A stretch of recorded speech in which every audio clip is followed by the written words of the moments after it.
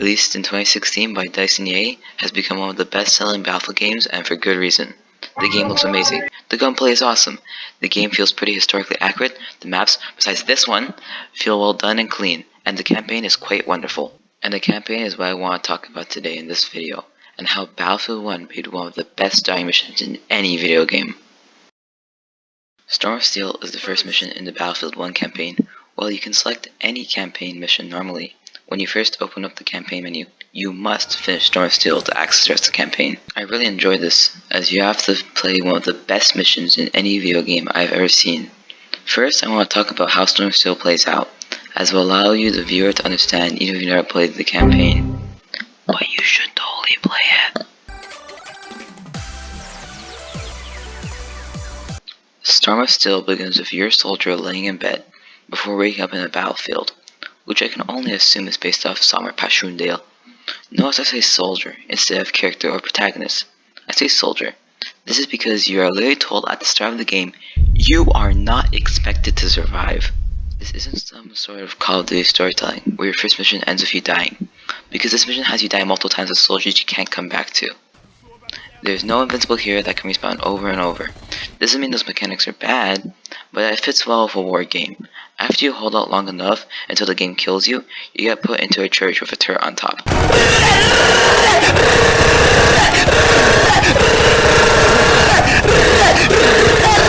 You see the gaping view of the madness around you, helping set the theme of this game if it wasn't already set. This part really lets you enjoy the scene without having to worry too much about being killed. The control you have with the people below you and they can barely do anything against you lets you feel that control. Don't get me wrong, they can still probably kill you if you aren't trying, but less than what the rest of the mission entails. After you either A, get blown off the turret, or B, the blimp kicks you off for being too good. Defending the church comes next, and has to be one of the most stressful moments in the game. The reason I believe this part is more stressful than any others is because instead of the Germans coming from one angle, they swing from all around. This change from control to struggle is amazing and building for the chaos, since no one is really in control. After you die, and the Germans probably take the church, oh my god, bro. Oh, hell no, man. What the? You move into what I think is the best part of the game, the tank section. There's not much to say about the scene, just how it's amazing, and even inside a great war machine, you'll still die. The last section of the mission changes. Instead of you having to push, you defend, changing how the pace of the game goes. You can die a lot at this part, and the game will just keep switching soldiers until a certain amount of time has passed. This defending becomes increasingly hard until the game just vibe checks you, and at the end scene plays, which I'll talk about later. Come on! Yes! Yes! Yes! Okay, come on!